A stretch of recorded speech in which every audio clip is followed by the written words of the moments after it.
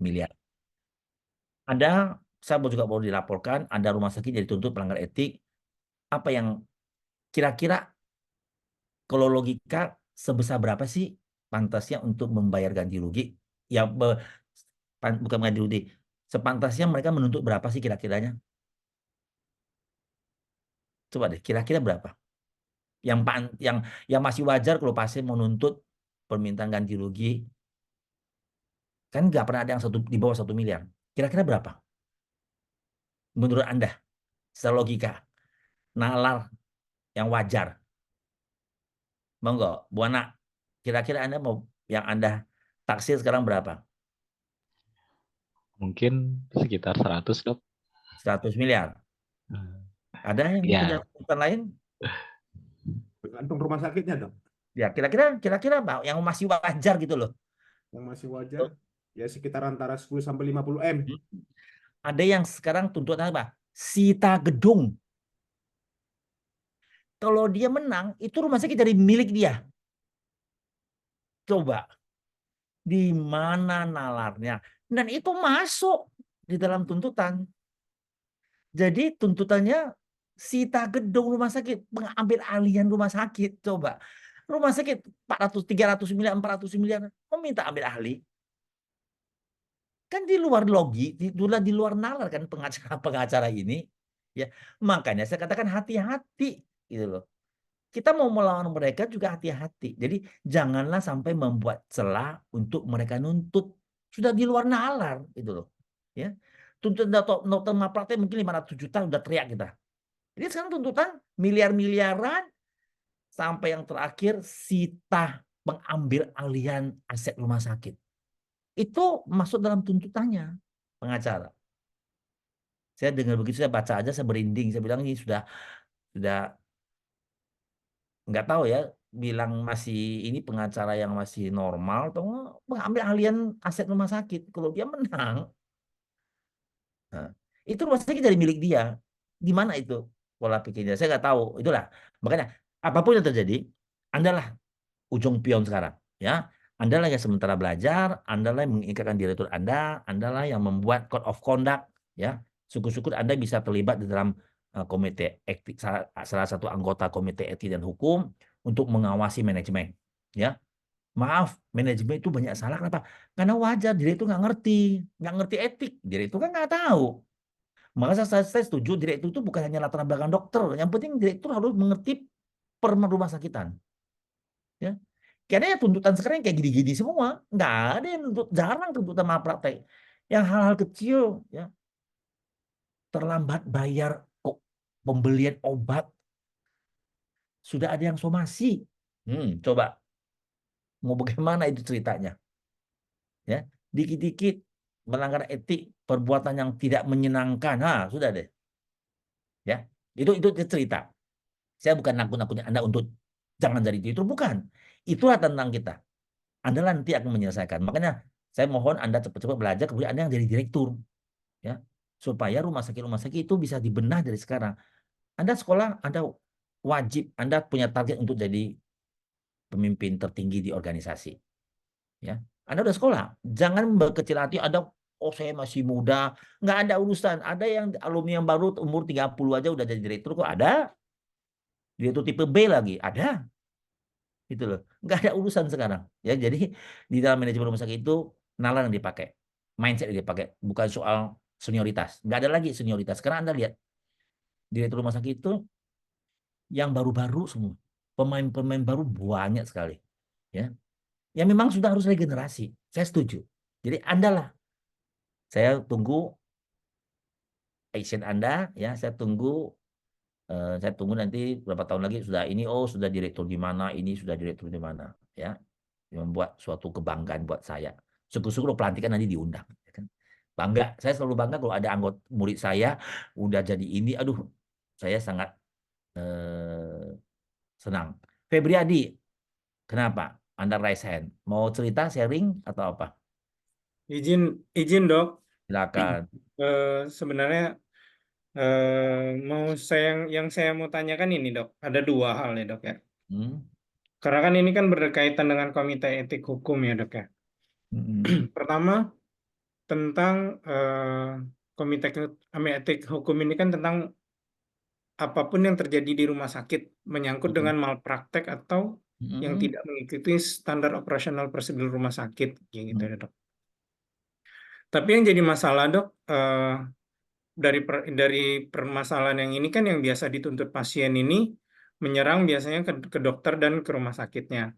Mm-mm. Dan sekarang kan banyak merebak ya, Dok ya, banyak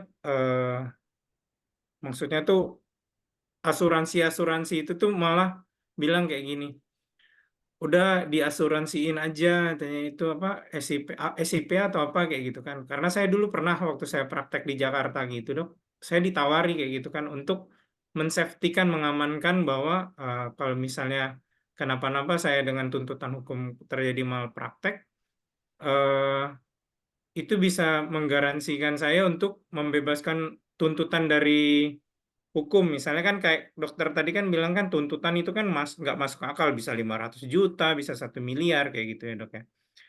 Cuma pertanyaan saya, Dok, pentingkah seorang nakes untuk mengambil asuransi itu, Dok? Itu yang pertama, Dok. Yang kedua, Dok, di samping terjadinya hal-hal malpraktek ini, hukum kita di Indonesia ini apakah sudah ada yang mengatur atau tidak ya, Dok ya? Dengan kita tenaga kesehatan sekarang yang sudah tersertifikasi, otomatis kan kita sudah ada kompetensi ya, Dok ya. Dengan mohon maaf sebelumnya mungkin tenaga ini, Dok, tukang gigi kayak gitu ya, Dok ya. Dan mereka kan cuma tersertifikasi oleh perdagangan kayak gitu, Dok. Mereka terlindungi selama ini dengan perdagangan. Jelas-jelas mereka tidak mengikuti standar operasional prosedurnya.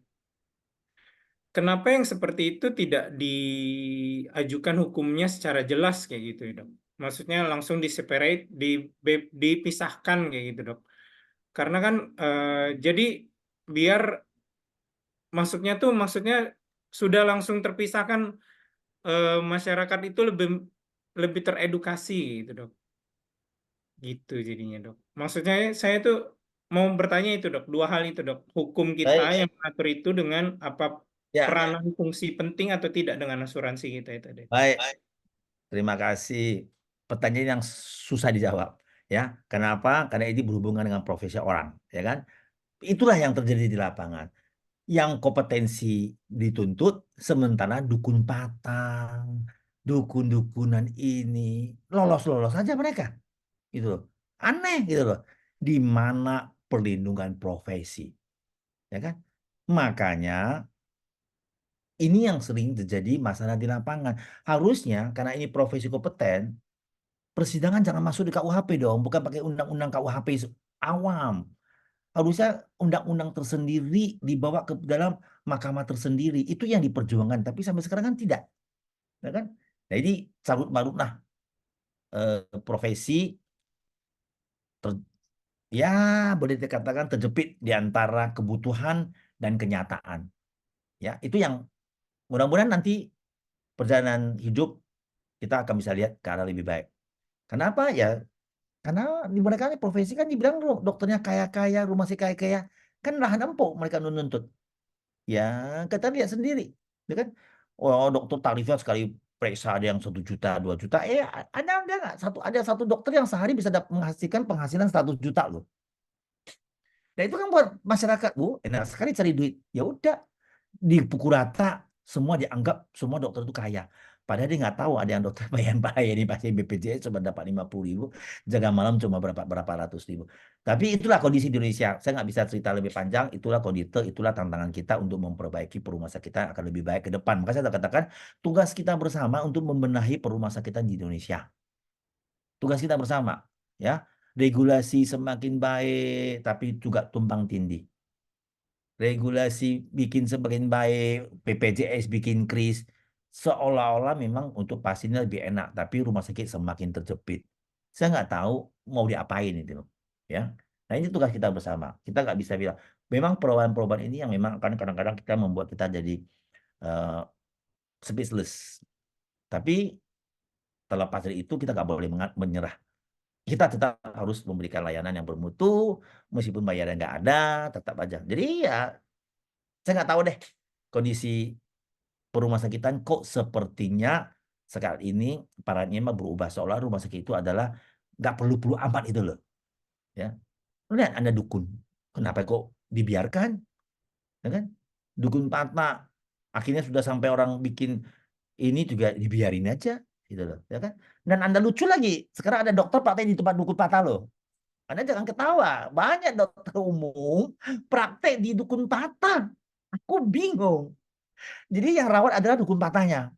Dokternya apa? Cuman kontrol lukanya. Tulangnya diserahin ke dokter patah, tulang dokter dukun, lukanya dirawat oleh diperban oleh dokternya. Saya bingung, dipasang plang, satu dukun patah kecil-kecil, satu dokter plang pakai dokter. Ada lihat di Jakarta, ya. Terus kemudian asuransi, ya perlu manajemen risiko. Dan ada kita belajar semester 2 ketemu saya tentang pelayanan mutu, ada manajemen risiko. Rumah sakit itu ada risiko, ya. Risiko karyawan, risiko medis, risiko rugi, risiko keuangan, risiko lingkungan, risiko gedung, semua ada risiko ya. Dan semester 2 kita belajar manajemen risiko. Kebetulan temu saya. Nah, risiko itu salah satu risiko yang harus kita terima, ada risiko yang harus kita tolak. Gitu loh. Jadi risiko yang harus kita terima artinya kita tidak bisa apa-apain lagi. Ada risiko kita tolak. Salah satu penolakan risiko adalah transfer risiko. Transfer risiko. Risiko yang akan kita terima kita transfer orang lain. Nah, salah satu transfer risiko adalah asuransi. Kita akan risiko untuk ganti rugi, kita transferlah ke asuransi. Biarlah kalau ada tuntutan, asuransi yang membayar. Itu namanya transfer risiko. Ada di dalam teorinya. Transfer risiko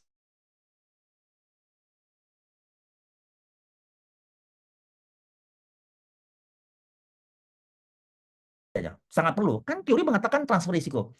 Masalahnya bagaimana kita memiliki asuransi. Nah, itu yang penting. Nah, jadi asuransi itu ada yang sampai dia akan berganti tanggung jawab apabila ada inkrah. Sudah ada keputusan hukum final. Dia tidak peduli kita yang dilayani ke pengadilan, kita yang setengah mati, kita nama tercemar, kita stres, kita dipanggil-panggil, kita cari pengacara sendiri. Karena tugasnya dia hanya membayar ganti rugi kalau inkrah. 500 juta, udah dia bayar. Setelah ada keputusan pengadilan. Nah, silakan kalau Anda mau memilih itu. Ada juga asuransi yang menawarkan segitu pasien tuntut, itu asuransi sudah datang. Jadi asuransi menyiapkan pengacara dampingi kita. Jadi kita tetap tenang, asuransi yang silakan asuransi yang membayar. Ada dua macam. Nah, sekarang asuransi tahu proyek besar. Dia tahu pasien menuntut rumah sakit dan dokter. Jadi asuransi sekarang menawarkan samanya dengan manajemen. Jadi perlindungan dokter dan manajemen ada, ya. Saya tidak promosi nama asuransinya, tapi tuntutan manajemen pun asuransi bisa di cover. Jadi sekarang asuransi-asuransi yang melayani profesi mulai ketar-ketir. Kenapa? Karena rumah sakit itu menarik semua. Dokter-dokter yang kerja di rumah sakit dia, udah Anda tidak usah masuk asuransi ke asuransi profesi. Patungan dengan saya aja, kita masuk asuransi yang membackup dua-duanya. Membackup manajemen, membackup profesi. Ya, kita bayar bersama. Atau ada yang juga rumah sakitnya, dokternya bayar cuma 1/4. Rumah sakit bayar 3/4. Jadi, asuransi yang melayani profesi sekarang ketar-ketir. Banyak yang sudah sepi, karena semua udah pindah ke asuransi yang melayani perangkap manajemen. Ya, itu yang tentang asuransi. Kalau Anda perlu sekali. Salah satu teori transfer risiko itu adalah asuransi. Ya, bagaimana transfer risiko. Risiko harus kita kelola. Semua risiko itu harus kita kelola. Kita belajar buku manajemen risiko itu, risiko harus kita kelola. Kelola dalam arti kita harus menganalisa, kita harus mendiagnosa risiko, menganalisa risiko, kita kelola risiko. Ya, mendiagnosa bahwa ini risiko, kemudian kita analisa risikonya risiko besar atau risiko kecil. Kemudian kita kelola risiko. Kita kelola dengan salah satu adalah transfer risiko ke orang lain. Nanti kita belajar di semester 2. Itu ya, Febriadi. Tapi yang jelas, Iya, Dok. oke. Soalnya sekarang tuh udah ada sindikatnya sepertinya, Dok. Oh iya. Orangnya saya pernah diinfoin, Dok, soalnya di kolegium kayak gitu, di organisasi ahli bedah mulut orangnya yang datang itu aja, atau dia ini keluarganya ini itu, dan dia satu circle kayaknya orangnya Dia itu aja, dia menyasarnya ke betul, pribadi gitu. betul. Makanya hati-hati, makanya saya katakan perlu, tapi makanya hati-hati itu memilih segala macam. Hati-hati ya, ada yang menawarkan mediasi, dia yang meracuni padahal. Mediator merangkap provokator, ya.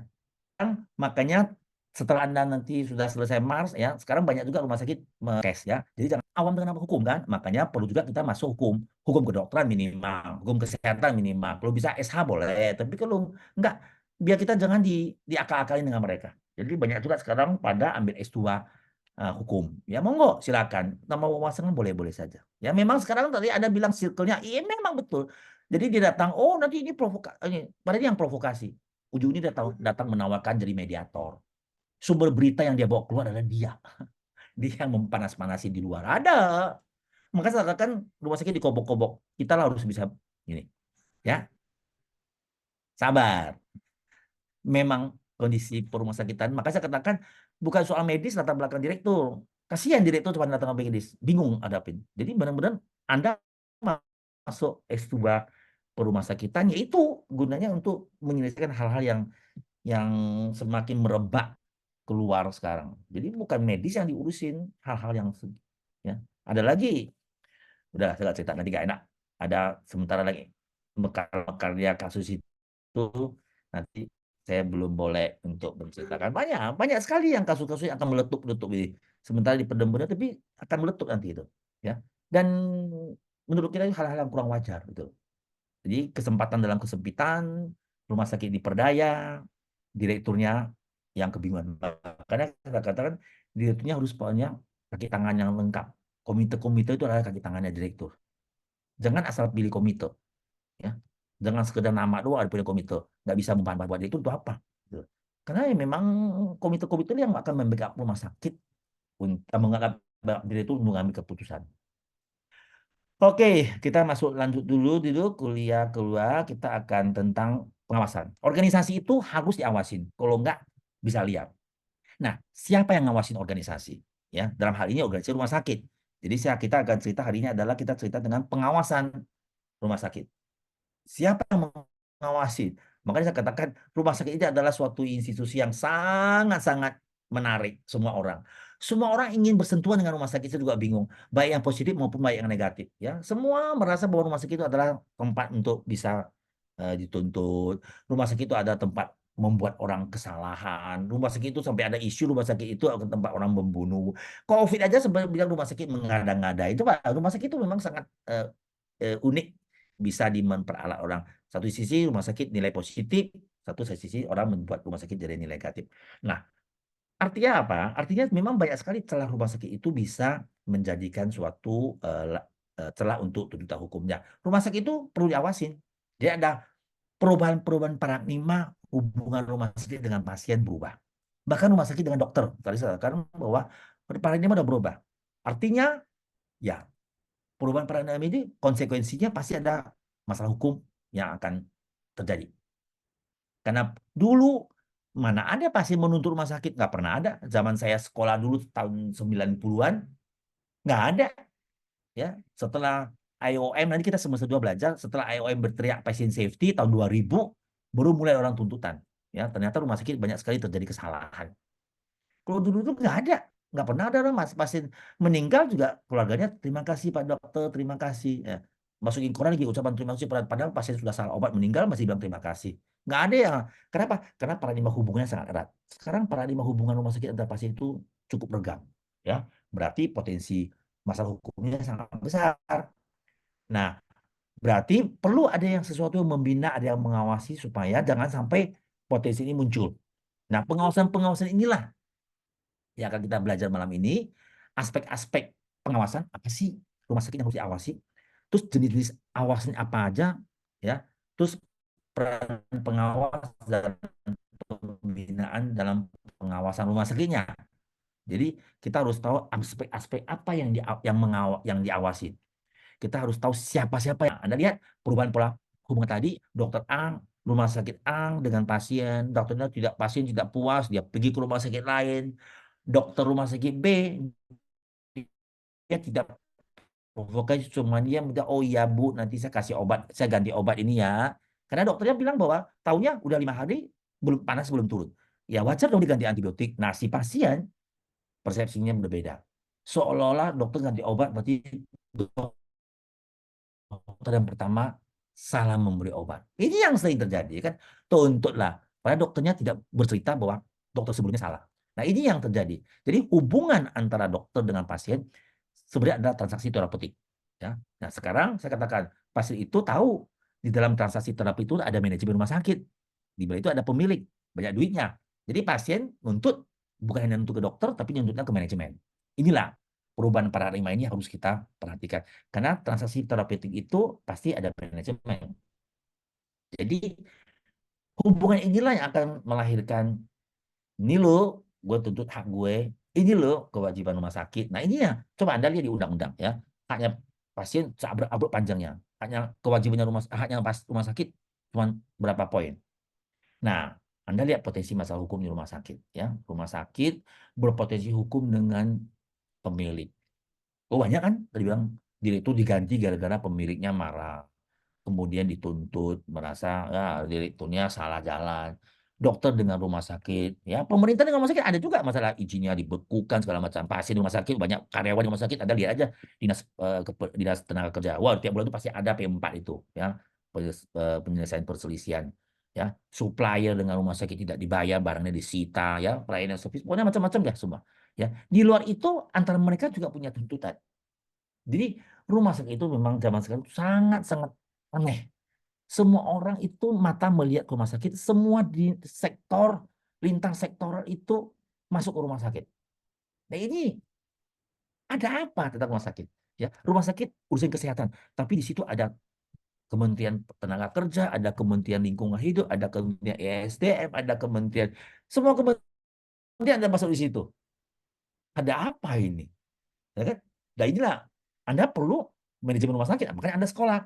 Itu. Saya dari awal tuh bilang kalau hanya seorang dokter dijadikan direktur, kasihan dia. Tuh. Kalau bisa dokter ya rumah sakit. Kalau tidak ada dua-duanya minimal ya orang ahli yang rumah sakit lah yang lebih peran dulu karena ini sangat rumit. Nah, potensi problem itu sehingga perlu pengawasan, perlu pembinaan agar jangan sampai berurusan dengan penegak hukum. Ataupun nanti berurusan dengan penegak hukum, minimal ada yang membela. Nah, kita jadi kalau kita masuk manajemen rumah sakit, organisasi rumah sakit, kita harus tahu aspek-aspek apa sih yang diawasi rumah sakit. Nah, jadi proses aspek yang di rumah sakit yang diawasi banyak, tapi saya ambil beberapa contoh saja ya. Silakan Anda mengembangkan sendiri mata kuliah ini, nanti kita diskusi saat ujian ya. Tapi yang saya jelaskan yang aspek pengawasan yang paling sering terjadi saja. Padahal ini banyak ya, bukan hanya 5. Saya ambil yang paling sering terjadi adalah aspek pengawasan disiplin profesi, legal formal, masalah izin segala macam, mutu pelayanan ya yang harus diawasi, kinerja manajemennya harus diawasi, dan etika rumah sakit maupun etika profesi. Ini 5 yang paling sering terjadi permasalahan sehingga perlu pengawasan. Di luar 6, 7, 8, 9, 10, 11, 12 silakan Anda cari sendiri. Nanti kita akan tanya saat ujian. Nah, contoh disiplin profesi. Satu disiplin saja yang ngawasin seabrek-abrek. Ada Dewan Pengawas Rumah Sakit awasin, ada MKDKI, ada profesi, ada ID, ada PPND, ada polisi. Ya kan? Yang ibaratnya akan mengusut. Legal formal, ada polisi, ada hukum, dinas kesehatan, ada kementerian. Nah, contoh, ada direktur telepon saya, Dok, Dokter Jack, saya didatangi polisi, mau periksa apa? Periksa izin IPAL. Boleh nggak?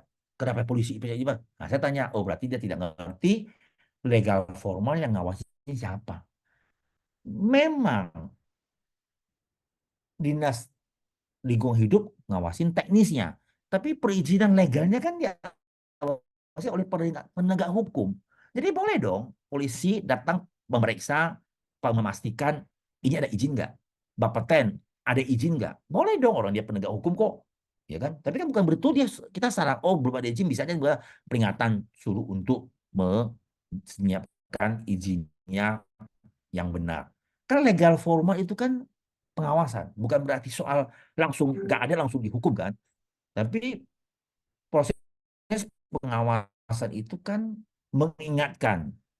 Nah, saya bilang ya, tapi izinnya kan bisa aja digagal oleh pengawasan. Dia kan tidak, polisi tidak akan masuk di dalam teknis limbahnya. Tapi kan benar nggak sih limbah ini sudah punya izin karena dia tahu bahwa limbah harus ada prakteknya sekarang.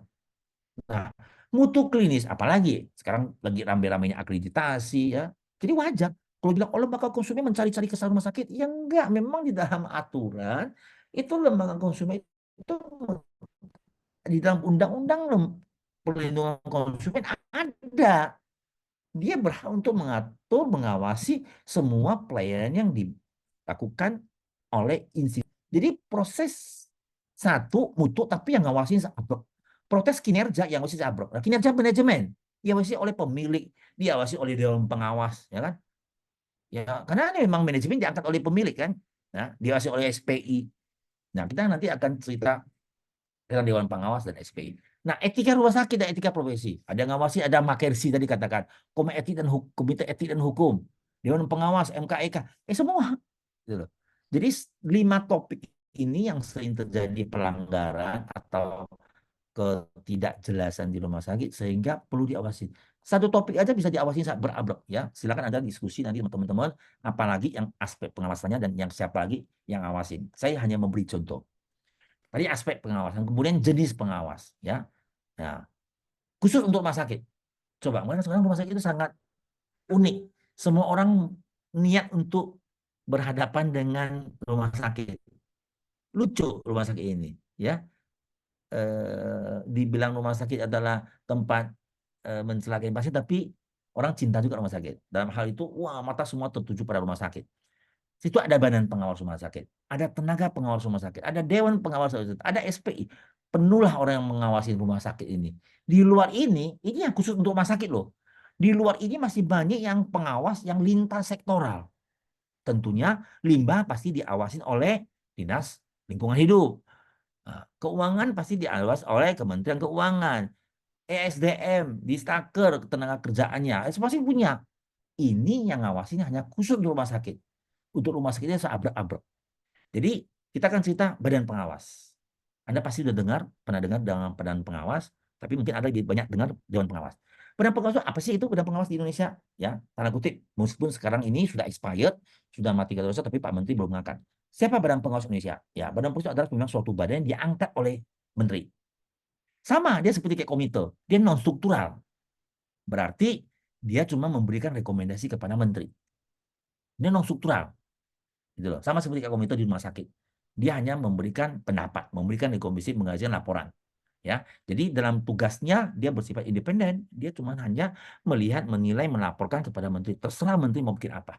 Ya, karena apa? Karena dia diangkat oleh menteri, Badan Pengawas Rumah Sakit Indonesia. Jadi dia bertanggung jawab pada menteri. Jadi dia karena dia badan pusat, berarti se-Indonesia diawasin semua.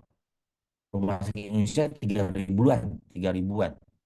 Jadi dia tugasnya membuat pedoman, bagaimana cara mengawasnya, bagaimana membuat laporannya. Jadi karena nggak mungkin dia turun langsung ke rumah sakit seabrek-abrek kan, nah, jadi dia mempersiapkan instrumen-instrumen untuk turunkan ke turunannya dia, untuk membantu mengawasi, ya kan? Nah, siapa yang anggota di BPRC ini? Ini dalam ada Permenkes, ya, ada unsur pemerintah. Karena dia bersifat pusat, berarti unsur pemerintah adalah unsur pusat. Ada organisasi profesi, berarti ada ID segala macam itu ya. Ada asosiasi perumah sakitan, ada Persi di sini, ada tokoh masyarakat. Dulu kan heboh, wah ada tokoh masyarakat nanti bocor dong kalau rumah sakit membuat kesalahan. Saya bilang nggak usah takut. Tokoh masyarakat itu kan tokoh masyarakat yang sudah orang yang netral. Akhirnya kalau rumah sakit swasta memasang tokoh masyarakatnya adalah saudaranya. Nanti kita cerita belakang. Jadi pembinaan dan pengawasan rumah sakit oleh BPRS Indonesia itu tujuannya untuk meyakinkan semua kebutuhan pelayanan itu bisa terjaga oleh masyarakat. Jadi mereka itu memastikan bahwa masyarakat di pelosok manapun dapat pelayanan kesehatan. Oh, rekomendasi Pak Menteri di sini loh, di pulau ini belum ada vaskesnya. Nah, rumah sakit ini masih jauh dari jangkauannya. Jadi bisa pasti mendapat terjangkau. Makanya pemerataan. Pastikan mutu pelayanan kesehatan bisa terjadi. Soal penilaian mutunya mungkin mereka nggak ngerti karena mereka bukan pengawas mutu, tapi mereka memastikan bahwa ada proses menjaga pasien selamat. Ya, mereka mengembangkan jangkauan pelayanan tadi, makanya katakan di mana-mana yang harus ditambahin rumah sakit segala macam. Ya, nah kemudian karena mereka itu mencapai jangkauan se-Indonesia cukup luas, akhirnya mereka buatlah DPR yang provinsi. Siapa itu provinsi? Sama seperti yang pusat. Dia non struktural. Berarti yang ngangkat adalah gubernur. Jadi provinsi Jakarta yang ngangkat adalah gubernur. Tentunya dinas kesehatan itu adalah perpanjangan tangan dari gubernur kan. Berarti mereka berkantor di dinas kesehatan. Ya, jadi mereka melakukan pekerjaan memakai anti perpanjangan tangan dari gubernur. Nah, mereka sama tugasnya. Tapi karena mereka sudah punya pedoman, mereka memakai pedoman yang dari pusat. Siapa-siapa yang duduk di dalam badan pengawas sama dengan pusat. Tapi karena ini level provinsi, berarti orang-orangnya orang-orang provinsi. Unsur pemerintahnya adalah unsur provinsi. Ini orang dinas kesehatan level provinsi, termasuk asosiasi rumah sakitan dan tokoh masyarakat. Tugasnya mereka sama. Mereka sudah punya pedoman yang dari pusat, yang mereka mengawasi. Pastikan hak dan kewajiban rumah sakit di wilayahnya tetap jalan. Ya, makanya dulu pernah BPJS belum pernah bayar rumah sakit karena defisit sampai tuta 6 bulan kan. Saya juga marah. Ya, saya bilang sama Dewan Badan Pengawas Rumah Sakit Provinsi, mana tugas Anda? Katanya menjaga hak rumah sakit. Kita udah jalankan kewajiban, hak kita belum dibayar. Ya kan? Kita protes. Saya protes. Akhirnya Badan Pengawas Rumah Sakit juga mengumpulkan kami dengan BPJS duduk bersama. Kenapa Anda belum bayar? Rumah sakit punya hak. Jadi disitulah peran Badan Pengawas juga harus membela rumah sakit. Jadi Badan Pengawas itu bukan hakim ya, dia cuma memastikan semua itu berjalan. Dia mengawasi etika rumah sakit tetap berjalan, etika profesi. Jadi semua diawasin ya. Bagaimana kemudian mereka membuat pelaporan kepada atasannya. Atasannya adalah gubernur dan Badan Pengawas Pusat. Ya, mereka menganalisa hasil pengawasannya sampai mereka membuat rekomendasi. Ya, termasuk mereka boleh terima pengaduan. Jadi banyak sekarang masyarakat dia tahu rumah sakitnya nggak benar, dia lapor langsung ke Badan Pengawas. Oh ini rumah sakit mutunya parah. Ada, ya. Nah, pembinaan ini tadi kata-kata mereka hanya bersifat administrasi, memberikan rekomendasi, ya. Apakah bisa dapat teguran atau teguran tertulis, tapi yang memberi teguran adalah bukan dia, karena dia tidak punya hak. Jadi yang teguran adalah yang mengangkatan rumah sakit, dari dinas kesehatan ataupun dari gubernur lah yang bisa akan menegur sesuai dengan jalurnya. Nah, PPRS itu berpihak kepada siapa? Tadi dia menegur rumah sakit kalau salah. Nah, dia juga menegur pihak ketiga. Jadi sebenarnya PPRS itu tidak berpihak siapa-siapa. Dia yang penting dia menjaga regulator rumah sakit berjalan, konsumen berjalan, manajemen berjalan. Dia memastikan itu. Ya, contoh kasus kemarin vaksin palsu. Oh, BPRS provinsi setengah mati dulu itu. Mereka tiap hari ke rumah sakit pasang badan. Ya, disitulah perannya tokoh masyarakat. Masyarakat marah-marah vaksin palsu. Akhirnya tokoh masyarakat di dalam badan pengawas inilah bekerja. Ya kan? Mereka juga bilang, bah, ini setelah kami periksa ternyata rumah sakit bukan pelaku kejahatan vaksin palsu. Rumah sakit juga jadi korban vaksin palsu karena mereka membeli yang tidak jelas. Jadi yang produksi bukan rumah sakit. Nah, disitulah mulai pelan-pelan kasus itu bisa teredam. Jadi situlah badan pengawas itu membela juga. Jadi dia tidak ada berpihak ke siapa. Dia cuma memastikan semua regulasi itu berjalan. Ya, nah mereka pakai instrumen. Ada inputan dari suara laporan lah, ada pelaporan dari organisasi. Baik pun mungkin mereka dapat laporan dari medsos sekarang. Ya, kalau kira-kira mereka itu berita yang ini ya mereka akan proses, mereka memvalidasi pengaduannya, periksa kebenaran enggak. Kalaupun iya ada kesalahan, ya mereka berusaha untuk menyelesaikan. Makanya kasus vaksin palsu. Mereka akan membantu mediasi untuk menyelesaikan kasus-kasus vaksin palsu kemarin. Ya, terlepas kesalahan. Ya, kesalahannya mereka jadikan output, jadikan rekomendasi, raport merah pada rumah sakit. Tapi mereka juga membantu, bukan mereka menghukum rumah sakit, mereka mediasi, tapi mereka juga membantu mediasi supaya selesai kasusnya bisa cepat selesai. Nah, jadi manfaat badan pengawas itu sama dengan ini, dia untuk mengingatkan standarnya mutu ada. Pasien terjamin selamat, jangkauan pelayanan semakin merata, ya. Makanya waktu itu Jakarta itu hampir semua kecamatan punya rumah sakit. Meningkatnya kemampuan kemandirian rumah sakit, hak pasien, hak rumah sakit terpenuhi. Oke, itu level di luar gedung. Artinya level pemerintah. Bagaimana yang awas di rumah sakit dari unsur pemilik. Nah, tadi pusat, menteri, provinsi punya gubernur. Rumah sakit punya pemilik. Jadi dalam pemilik namanya dewan pengawas. Jadi pemilik karena sesuatu hal dia tidak bisa mengawasi rumah sakitnya dia, makanya dia tunjuk dewan pengawas rumah sakit. Sama tujuannya untuk memastikan pelayanan segala macam tadi. Tapi dialah mengawasi pemilik karena pemilik tidak bisa turun. Dulu sempat heboh. Permenkes keluar dewan pengawas, kok rumah sakit harus diawasi? Nah, kata rumah sakit swasta, kan kita punya PT. PT malah lebih banyak lagi dewan yang mengawasinya. PT sekarang kan PT bukan hanya ke direktur PT saja. PT sendiri kan ada banyak holding kan.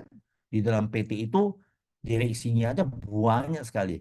Ya, ada quality control mutu, laporan itu keuangan, bla bla bla semua lah. Kan mereka akan mengawasi rumah sakitnya. Terus untuk apa dewan pengawas? Ya, PT kan mengawasi, yayasan kan mengawasi, ya kan? Ya kalau rumah sakit pemerintah wajar lah ya, karena nggak mungkin rumah sakit RSUP yang punya Kementerian Kesehatan, menteri mengawasi, mana ada waktu, mana ada tempat, mana ada kesempatan. RSUD, nggak mungkin gubernur kepala dinas setiap hari rumah sakit. Nah wajar lah, makanya mereka menunjuklah dewan pengawas. Tapi yang swasta bagaimana? Nah ini yang sering terjadi. Kemudian ambil kesepakatan untuk yang swasta itu tidak wajib. Ya, tidak wajib ada dewan pengawas apabila pemiliknya, PT-nya, yayasannya bisa mengawasi sendiri. Jadi Anda jangan heran kalau rumah sakit swasta sekarang banyak yang tidak punya dewan pengawas karena langsung diawasi oleh dewan direksi PT. Karena itu malah lebih luas daripada dewan pengawas. Dewan pengawas kan cuma hanya tadi yang 5 orang itu saja. Tapi karena PT-nya besar, cukuplah PT yang ngawasi. Nah, tugas dewan pengawas ini sama saja. Jadi sekarang PT yang swasta itu rata-rata diawasi oleh PT dan yayasan itu masih banyak dewan pengawas. Kenapa? Karena yayasan itu kan rata-rata kan orang bergabung di yayasan. Jadi mereka punya tugas di luar sendiri, kehidupan sehari-hari. Jadi akhirnya mereka selalu menunjuk dewan pengawas untuk mewakili mereka. Tugasnya sama, ya, memberi pengaduan. Nah, pengaduan ini agak kadang-kadang juga masyarakat, saya mau ngadu nih. Dewan pengawas, ya percuma katanya. Dewan pengawas kan yang punya kan PT, yang ngangkat kan pemilik. Jadi nanti pasti gak digubris, ya. Pernah kejadian dulu beberapa waktu karyawan yang protes karena dibilang dibayar di bawah UMR. Dia mau lapor dewan pengawas, ya percuma aja, dewan pengawas kan orang PT kan. Jadi dia langsung lapor ke badan pengawas. Pengawas itu kan orang gubernur kan, gitu loh. Jadi banyak hati-hati ya. Rumah sakit membeli obat gelap, dia tahu, karyawan tahu beli obatnya bukan distributor, ya kan? Di pasar-pasar obatnya. Oh, dia lapor ke badan pengawas. Jadi lapor dewan pengawas ya dibilang Sami Mawon. Nah, sama ke anggotanya ini ya. Sini unsur pemilik. Tadi unsur pemerintah kan karena punya pemerintah. Kalau ini swasta ya unsur pemilik. Ada di dalam sama organisasi profesi, asosiasi dan tokoh masyarakat. Ini heboh dulu. Wah, swasta ada tokoh masyarakat. Bahaya. Akhirnya lucu-lucu rumah sakit swasta ini. Tokoh masyarakat awal-awal ya dewan pengawas. Tokoh masyarakat siapa? Adik iparnya, omnya. Pokoknya orang-orang yang masih ada hubungan dengan pemilik sehingga dianggap supaya tidak rahasia, tidak bocor. Saya bilang Anda salah. Ya, tokoh masyarakat ini memang sangat penting kan kalau Anda patok ipar Anda sendiri jadikan tokoh masyarakat di dalam dewan pengawas, ya terus di mana orang netral dan nanti? Padahal di sini dibutuhkan kasus vaksin palsu ini terbuktilah. Nah, terus bagaimana hubungan kerja antara BPRS Indonesia, BPRS Provinsi, Dewan Pengawas, tenaga pengawas, rumah sakit, dan SPI? Ini sama-sama pengawas semua. Istilahnya pengawas. Coba, ini tugas pengawas yang pengawas rumah sakit di luar tadi yang dari tadi. Nah, Anda lihat, ya, pengawasan suatu institusi ini undang pengawas non teknis dan teknis. Yang kita membahas tadi adalah non teknis. Ya, non teknis itu adalah teknis internal, berarti di dalam gedung. Dalam gedung namanya tuh dewan pengawas yang menilai, yang mewakili pemilik. Ada juga SPI. Yang eksternal yang di luar gedung, berarti tadi badan pengawas provinsi maupun pusat. Kalau tenaga pengawas itu badan yang awasin bukan non teknis tapi teknis. Jadi tenaga pengawas keuangan, ada dicurigai ada uang tilep, dah muncullah tenaga auditor, itu tenaga pengawas. Ya, bangunan masalah ini nih ya pasti ahli bangunan. Jadi yang disebutin tenaga pengawas itu namanya teknis ya, langsung apple to apple. Tapi badan pengawas non teknis, tapi dia yang eksternal. Jadi yang punya pemerintah, gubernur, atau yang pusat. Kalau yang internal, yang pemilik di dalam gedung, berkantornya di dalam gedung adalah Dewan Pengawas yang SPI. Terus apa beda Dewan Pengawas dengan SPI? Sama-sama mengawas. Nah inilah. Ya, jadi pengawas internal dan eksternalnya tadi saya katakan yang gedung, ya, yang Dewan Pengawas itu internal, yang Badan Pengawas eksternal. Ya, tugasnya yang internal itu lebih arah ke mikro, yang eksternal lebih ke arah ke makro, ya. Sampai keuangan segala macam itu, kendali mutu, kendali biaya itu ke mikro. Hak-hak segala macam itu semua ke mikro ya, itu Dewan Pengawas. Nah, ini Anda baca, Anda buku sesuaikan dengan regulasi. Nah, ini rumah sakit. Nah, Dewan Pengawas itu beda dengan SPI tadi, sama-sama di dalam rumah sakit, dia ada di atas direksi. Karena Dewan Pengawas itu adalah perwakilan dari PT untuk mengisi direksi. Direksi membawahi komite-komite. SPI ini adalah komite. Karena dia banyak orang, banyak fungsi masing-masing sendiri, dia tidak boleh memakai komputer, ya, karena yang mengawasi kelompok sehingga dibikin satu keuangan, ada faktor tenaga kerja, muncul macam-macam. Tapi SPI-nya adalah di bawah direksi. Dia sejenis kayak komite, selevel, dia di bawah direktur. Jadi yang di bawah adalah yang diawasi siapa? Diawasi adalah semua orang yang di bawah direktur, di bawah direksi. Kalau Dewan Pengawas, dia di atas direksi. Ya. Nah, ini beda. Kalau tenaga pengawas tadi, dia otomatis pun sekarang ada PT punya SPI juga. Jadi ada yang SPI-nya ditarik ke PT. Monggo silakan saja. Jadi PT juga berhak untuk mengawasi. Jadi dia SPI. Nah, tadi yang di dalam segitiga itu adalah tadi Dewan Pengawas. Yang di luar rumah sakit, di luar segitiga adalah Badan Pengawas. Yang tadi yang provinsi maupun yang pusat. Ya, jangan lupa di luar ini tadi banyak yang ngawasin lagi. Tadi kita kan yang tadi rumah sakit ini coba ada lembaga akreditasi, ada undang-undang segala macam bla bla bla bla itu. Meskipun jadi banyak juga orang yang mengawal lembaga konsumen, ya. Nah, inilah masyarakat juga mengatakan jadi direktur rumah sakit itu bukan berlatar belakang direktur saja yang penting, ahli di rumah sakit yang penting karena Anda berhubungan dengan segitu banyak hal. Makanya Anda sekolah, ya. Perhimpunan Dokter Provinsi ngawasin, Komite Nasional KPLN bagaimana sekarang wajib melaporkan identitas keselamatan pasien. Coba bagaimana segitu banyak yang mengawasi. Inilah yang bagaimana caranya Anda harus memahami. Ya. Pasti diawasin. Ya. Undang organisasi harus diawasi. Organisasi apapun, golongan adalah dilihat. Tapi herannya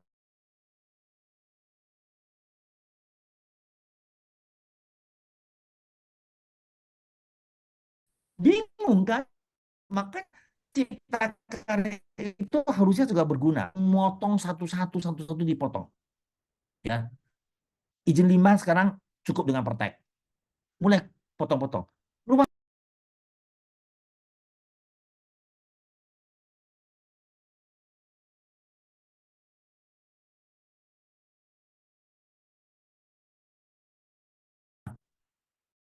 kan yang karyawan yang memakai lift itu.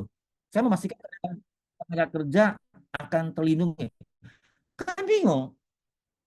Gedung petir yang kalau izin petirnya apa? Coba deh. Ada bingung nggak itu? Ya.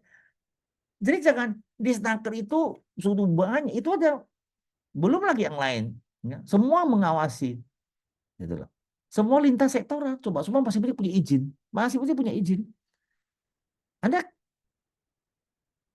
yakin nggak rumah sakit itu tidak melanggar aturan? Anda pernah lihat nggak waktu zaman tol, pintu tol, belum pakai e-money, belum pakai kartu, kan orang yang jaga di gardu kan? Anda pernah lihat nggak perempuan yang jaga kartu kalau pada shift malam?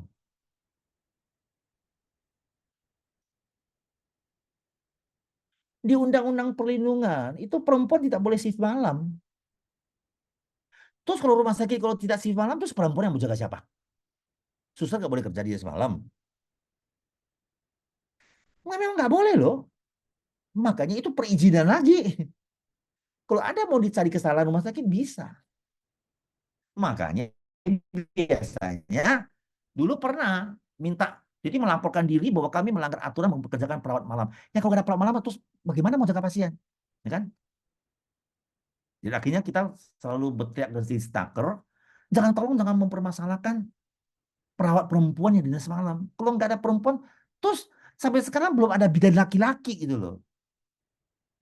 Ya, nggak ada bidan laki-laki. Akhirnya di Nato juga lama-lama memaklumi, ya kan? Jadi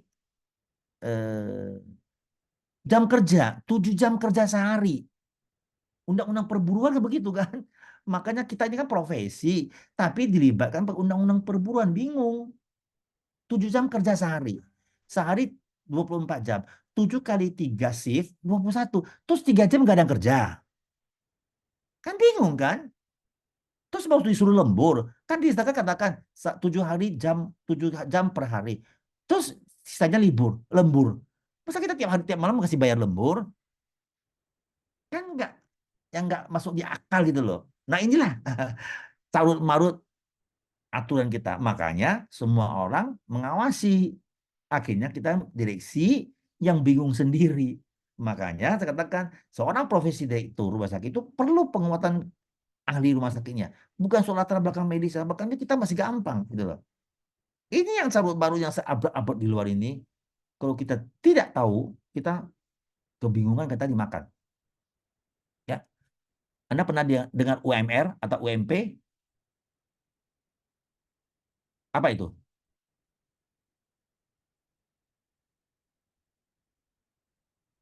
UMR, UMP apa? Upah minimum dong. Gak jelas suaranya. Upah minimum provinsi dong. Nah, kira-kira apa itu? Batas minimal Batas minimal gaji karyawan kan? gaji. Iya. Yang ditentukan oleh pemerintah melalui Disnaker. Minimal harus segini karyawan dapat. Ya kan? UMR, UMP kan, UMR regional, upah minimum provinsi. Anda pernah dengar nggak UMSP?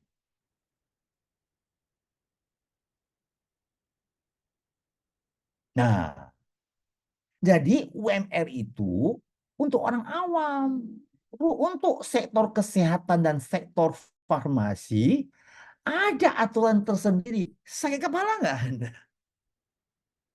Ada aturan upah minimum sektor kesehatan. Ada sektornya. Jadi artinya kalau UMR-nya biasa 5 juta, berarti di atas 30-40% dari UMR itu namanya UMSP. Siapa yang sanggup bayar? Jadi ada kekecuan dianggap rumah sakit itu. Saya nggak tahu kenapa orang semua mata tertuju kepada rumah sakit. Jadi berasa rumah sakit itu menghasilkan uang. Banyak, untung banyak. Sampai UMR-nya ada tersendiri. Kan lucu kan? Hanya berlaku untuk sektor kesehatan dan sektor farmasi. Anda tidak tahu, siap-siaplah Anda akan diserang oleh serikat buruh. Jadi rumah sakit yang punya serikat nggak bisa tidur. Di sini ada nggak rumah sakit yang punya serikat? Undang katakan semua warga Indonesia berhak untuk membuat serikat. Boleh kumpul-kumpul. Mereka kumpul. Namanya serikat buruh kan? Emang rumah sakitnya buruh? Bingung kan?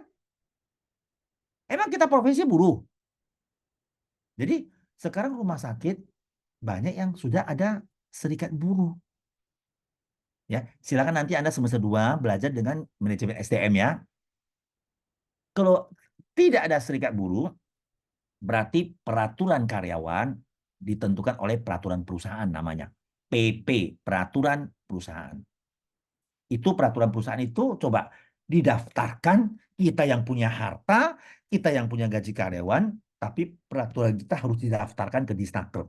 Disahkan di Disnaker. Namanya peraturan perusahaan. Jadi karyawan sudah setuju dengan peraturan itu. Jadi kita yang menentukan peraturan tapi harus disetujui oleh karyawan. Jadi cukup 3 karyawan yang bertanda tanganin persetujuannya kemudian didaftarkan. Tapi kalau rumah sakit yang punya serikat itu pakai bukan peraturan perusahaan, tapi adalah kesepakatan bersama. Yang ditantangkan adalah direktur dengan ketua serikat.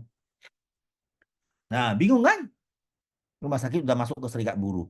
Jadi direkturnya kontraknya kesepakatan bukan dengan profesi, bukan dengan ID, bukan dengan profesi, tapi sepakat dengan serikat buruh untuk mengatur karyawan. Padahal karyawannya itu profesi. Bingung nggak? Nah, punya usul ternyata serikat buruh itu awalnya dibentuk oleh orang-orang yang non-profesi. Jadi kayak teknisi, kasir. Nah, mereka merasakan ini tidak tak akomodir, maka mereka minta bikinlah serikat buruh. Tapi lama-lama sekarang serikat buruh di rumah sakit dipimpin oleh dokter spesialis. Saya juga bingung. Ketua serikat buruhnya dokter spesialis. Saya bingung. Saya tanya dokternya, Anda buruh atau profesi? Kenapa Anda mau rangkap jadi jabatan serikat profesi, serikat buruh? Nah, jadi ngajak-ngajak demo, ngajak-ngajak ribut. Untung aja rumah sakit adalah tempat haram untuk demo, ya kan? Rumah ibadah, rumah sakit nggak boleh. Tapi akhirnya mereka ributnya di depan gedung rumah sakit, bukan di rumah sakit ya. Mereka ngajak mogok segala macam. Itu kan pusing manajemen yang. Nah, saya nggak masuk di situ. Saya cuma mengingatkan bahwa rumah sakit itu perlu pengawas. Anda nanti belajar kalau mau HRD, Anda silakan belajar di manajemen HRD semester 2, itu bukan wilayah saya. Saya nggak mau masuk wilayah dosen lain, tapi saya cuma hanya tunjukkan bahwa dengan hal-hal gini akhirnya mau tak mau itu harus ada pengawas di sebuah. Kalau enggak, organisasi akan melenceng. Tapi bingung juga, gitu loh. Yang mengawasi juga semua pihak yang mengawasi, ya. Jadi kalau teriak-teriak masalah UMSP, sayalah orang yang paling dibenci serikat buruh. Kenapa? Karena saya tidak pernah tanyakan. Di dalam undang-undang di dalam peraturan ketenagakerjaan, di situ ada tertulis nilai UMSP itu harus kesepakatan antara serikat buruh provinsi dengan asosiasi rumah sakit di provinsi. Nah, saya kan asosiasi rumah sakit provinsi. Saya kan ketua asosiasinya. Jadi biasa kalau Oktober itu diundang itu. Diundang oleh serikat buruh, diundang oleh Disnaker bertemu dengan serikat buruh untuk membahas USP. Jadi kalau saya pembahasan, saya tidak pernah mau bahas panjang lebar. Saya langsung bilang, kita langsung kesimpulan saja, nggak usah bahas-bahas. Kesimpulan, sepakat untuk tidak sepakat. Sudah, Anda mau ajukan berapa angkanya pun terserah Anda aja deh. Jadi daripada saya habis-habis waktu, saya bilang keputusan saya adalah sepakat untuk tidak sepakat. Anda mau ajukan berapa juta, terserah Anda. Saya udah katakan sepakat untuk tidak sepakat. Kenapa? Karena di dalam peraturan Disnaker, apabila terjadi ketidaksepakatan, berarti aturan itu, permohonan angka itu tidak bisa dikabulkan oleh gubernur. Tapi lucunya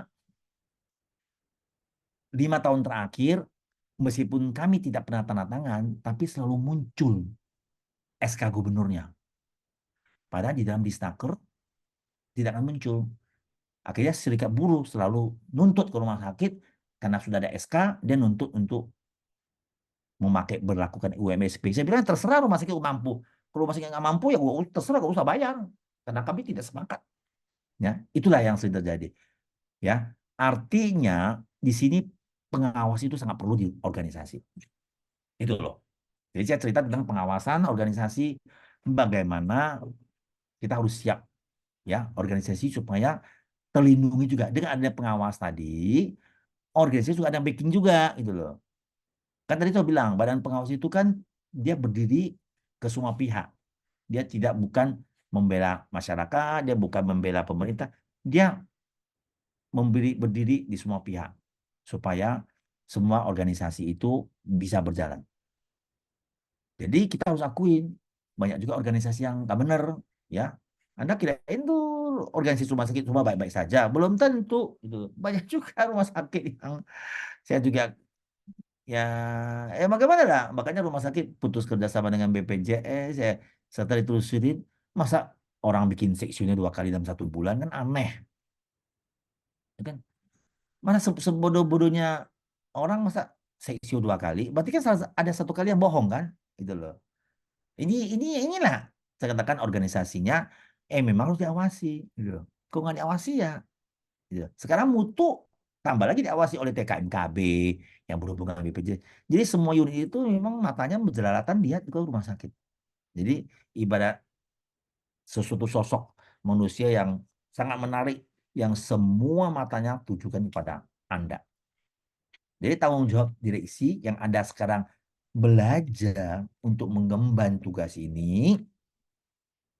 Jadi kalau bilang berat ya memang berat, kalau bilang tidak ya tidak berat juga tidak berat.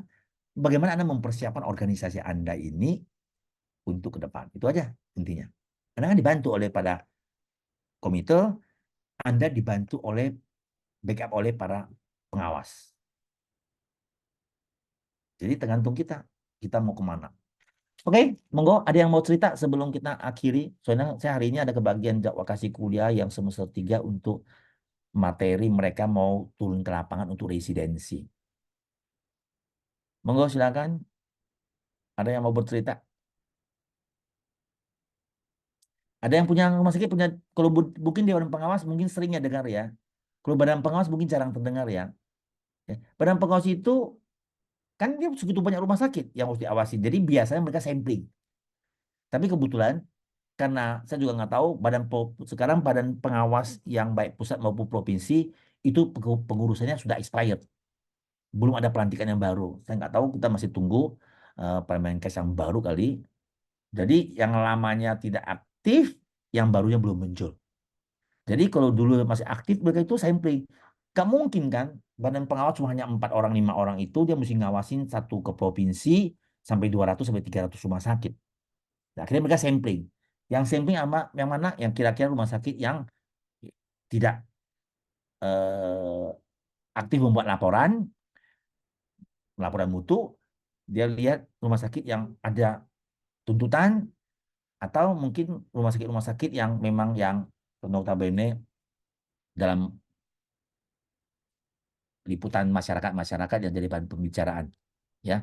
Jadi mereka turun, mereka ngecek kepastian. Tapi nggak usah takut kalau ada badan pengawas turun juga, mereka tidak memberi hukuman kok. Biasanya saya pernah pengalaman mereka membina kok, ya.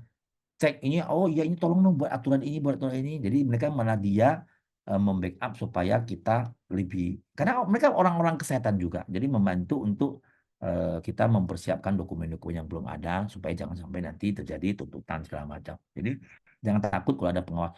Istilah pengawas itu kesannya memang saya sepertinya kok ada sesuatu membuat kesalahan ya sehingga harus diawasin. Makanya tapi ya gak ada istilah lain. Saya dulu pernah teriak juga, kenapa sih mesti pada pakai istilah pengawas itu loh? Gak ada kalimat yang lebih halus lagi. Tapi memang yang cocok yang mana gitu loh. Gitu loh. Ya. Karena tidak ada kata kalimat yang lebih cocok. Kalau pengawas kadang-kadang kayaknya, waduh, kalimat-kalimat yang tidak enak didengar.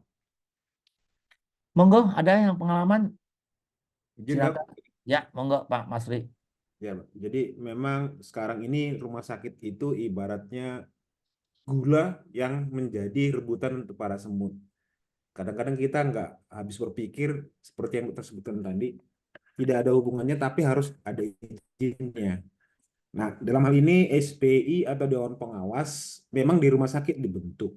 Cuma saya nggak tahu, sebagian besar SPI itu rumah sakit tidak mengalokasikan anggaran untuk dia bekerja, sehingga kadang-kadang dia bekerja kalau misalnya ada sesuatu. Jadi dia ibarat pemadam kebakaran saja.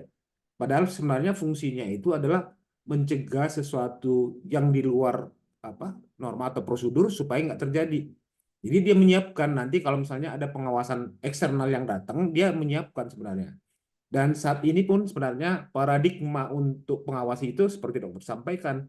Kalau dulu kan pengawas itu watchdog dia. Jadi fungsinya sebagai watchdog. Jadi kalau ada salah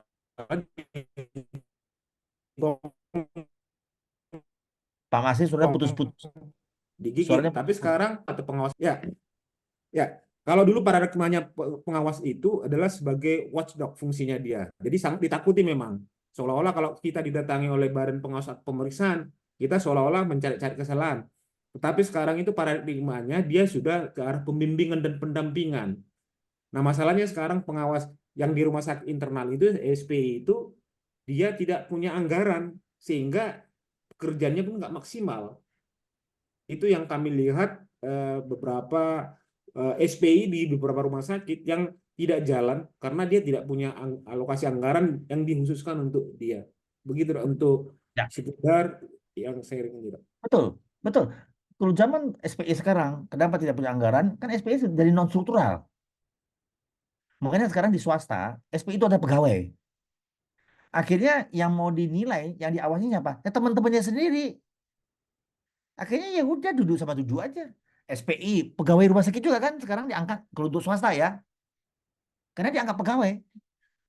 Dia gaji bulanan, jadi nggak punya anggaran. Dia dianggap karyawan untuk menduduki untuk sebagai fungsi pengawas. Karyawan. Ya, terus yang mau diawasi siapa? Yang biasanya teman-temannya dia. Sama-sama karyawan. Ya akhirnya fungsinya nggak jalan. Yang Pak Pasi ngomong itu ya memang benar. Gitu loh. Monsternya tuh nggak ada lagi. Gitu. Makanya sekarang banyak SPI itu untuk swasta yang holding, mereka tarik ke atas. Mereka tarik ke atas. SPI-nya bukan di bawah direksi, tapi di PT. Supaya garangnya lebih banyak. Kalau dia di bawah direktur, kan sama dengan pegawai-pegawai biasa. Dia non struktural, kan dia nggak punya budget. Kan dia non struktural. Dia memakai anggaran operasional rumah sakit. Dia mau rapat, dia usulkan ke manajemen untuk siapkan anggaran snack untuk rapatnya. Dia tidak punya anggaran. Kenapa? Karena memang dia bagian dari non struktural di bawah direksi, sama seperti kayak komite-komite lain. Komite ini punya anggaran kan enggak juga. Mereka mau usulin pakai apa? Ya mereka tinggal usulin. Saya mau rapat, ajukan anggaran makan. Nah, iya, sama SPI juga begitu. Nah, silakannya SPI itu adalah karyawan di swasta. Saya nggak tahu kalau yang di pemerintah, tapi kurang lebih sama ya. Nah, ya akhirnya ya teman gawasin teman apa tuh jadinya? Jadi itu yang powernya itu hilang. Akhirnya di SPI sekarang yang banyak berjalan hanya mungkin SPI keuangan saja. Utuh pun di tempat. Tapi kalau pengawasan yang lain hampir susah. Pengawasan mutu, pengawasan operasional. Kan badan pengawas SPI itu kan banyak unsur-unsur di dalamnya. Ya benar apa yang katakan Pak Mas itu sangat benar. Makanya beberapa rumah sakit yang di bawah naungan PT, yang holding, itu SPI-nya mereka sekarang tarik ke atas. Tarik ke holding. Supaya pengawasannya lebih tajam karena mereka datang sebagai orang PT, bukan orangnya direksi. Gitu loh. Jadi kantornya di PT, bukan kantornya di rumah sakit. Itu solusinya ya. Tapi memang benar apa yang Pak Masih katakan di lapangan, oh benar sekali.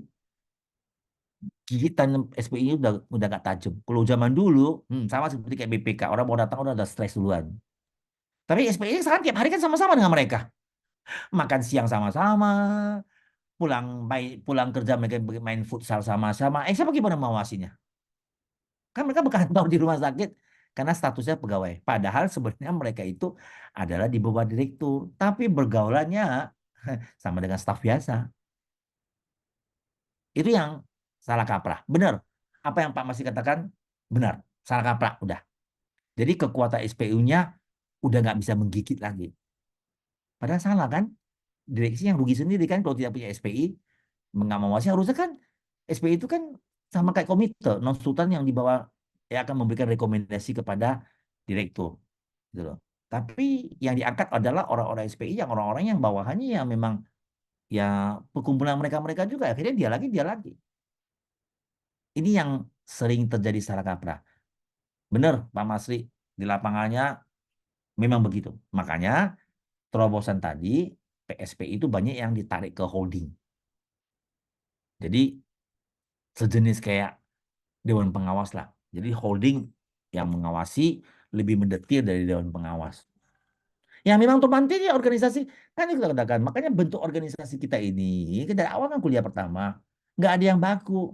Semua itu by request pemilik. Ya. Dan itu direview organisasi rumah sakit kan tidak ada yang baku. Bersifat evolusi.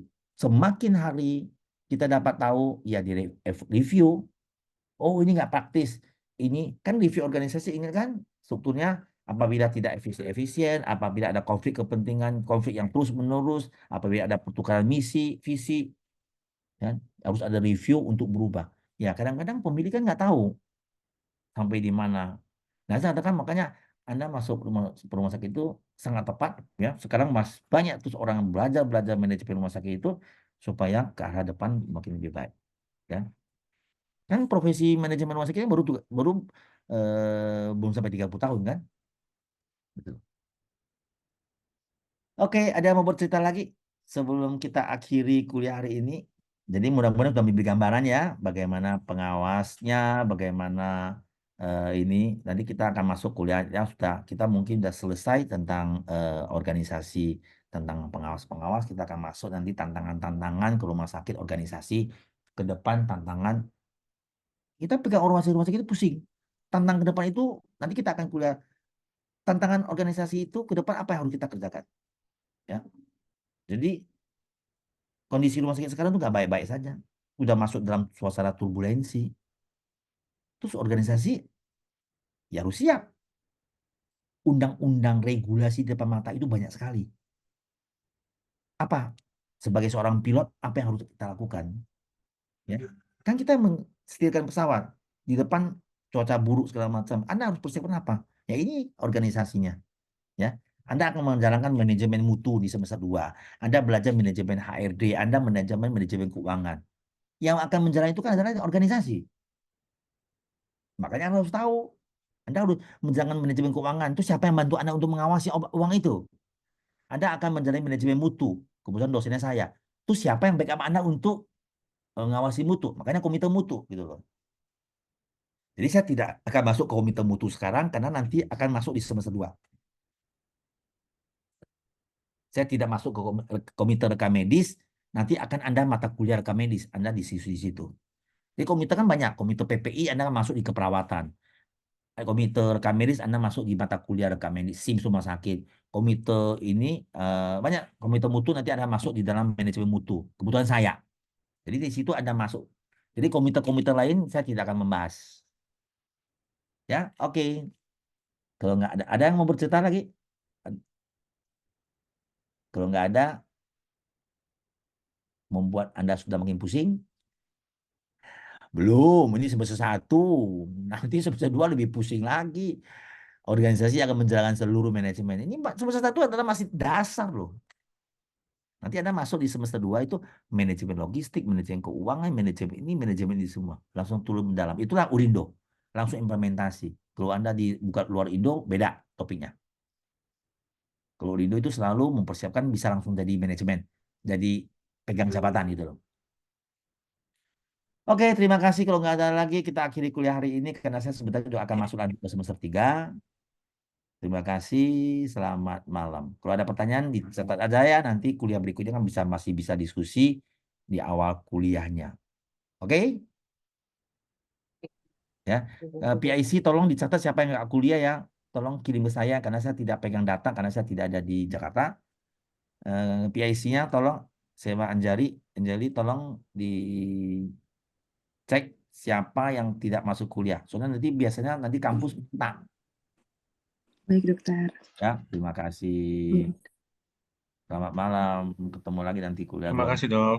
Ya, Terima kasih, dok. Makasih banyak, Dokter. dokter.